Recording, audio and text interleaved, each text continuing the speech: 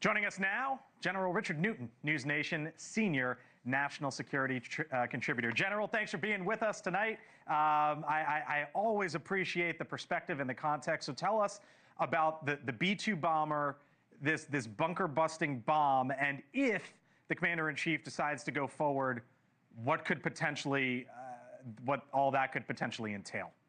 You bet. It's an extraordinary weapon system. The B-2, currently stationed at Whiteman Air Force Base in the middle of Missouri, would fly 6,700 miles with air refuelings and be able to be in position to strike Fort Al. As you mentioned, this is the crown jewel of Iranians' nuclear weapons development capabilities, deeply buried, not only with my sources tell me 2,700 plus centrifuges, which again create that military-grade uranium for a nuclear weapon, but also it houses nuclear weapon scientists deeply below the ground and so forth.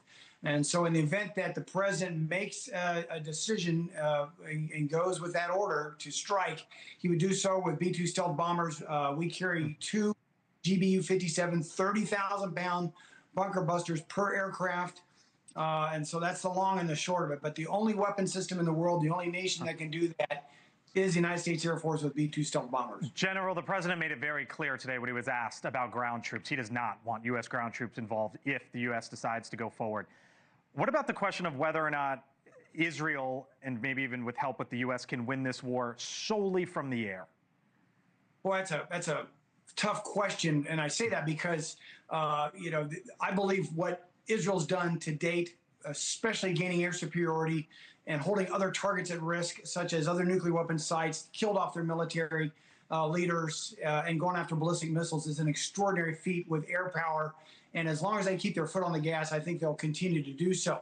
There are still special operations forces on the ground. There's still exquisite on-the-ground Israeli Mossad intelligence forces. So it's not just totally air power, but air power would be absolutely key and essential. I think could be extraordinarily helpful in making sure that, again, Iran is no longer able to build a nuclear weapon.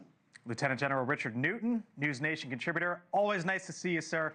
Talk to you in the upcoming days, I'm sure.